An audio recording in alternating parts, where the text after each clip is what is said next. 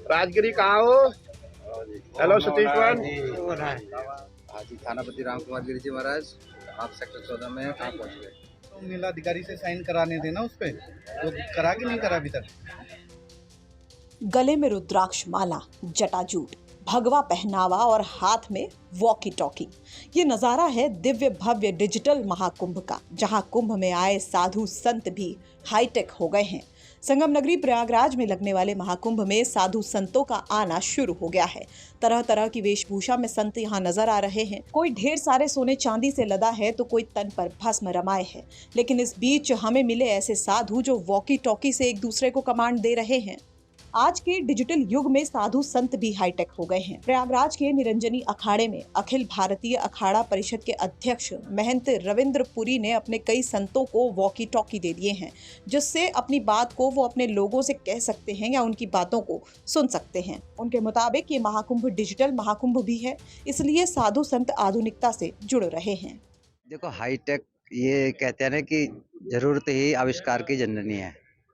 तो यहाँ अब जरूरत पड़ी हमारे को मोबाइल के नेटवर्क की। अब नेटवर्क का इतना इशू है कि बहुत ज़्यादा यहाँ पे आप पब्लिक की गैदरिंग हो रही है।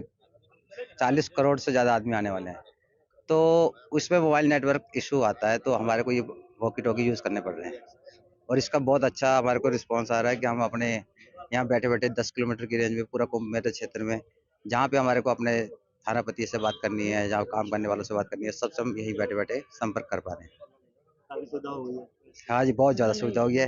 यहीं बैठे बैठे बटन दबाइए, ओम नमो नारायण बोलिए और संदेश सीधा वहाँ पे। तो डिजिटल युग में साधु संत भी आए हैं। जी, डिजिटल अब समय के हिसाब से अपने आप सुविधाओं का इस्तेमाल करना भी चाहिए। क्योंकि डिजिटल कुंभ भी यही है। हाँ जी, महाराज जी का, हमारे अध्यक्ष जी का, रविंद्र जी महाराज का कहना है कि ये डिजिटल कुंभ होने वाला है और इसको हम डिजिटल कुंभ के रूप में ही देख रहे हैं। दिव्य भव्य कुंभ। महाकुंभ में साधु संत पूजा पाठ तो करते ही हैं, लेकिन इस डिजिटल युग में वो आधुनिक सुविधाओं का भी प्रयोग कर रहे हैं।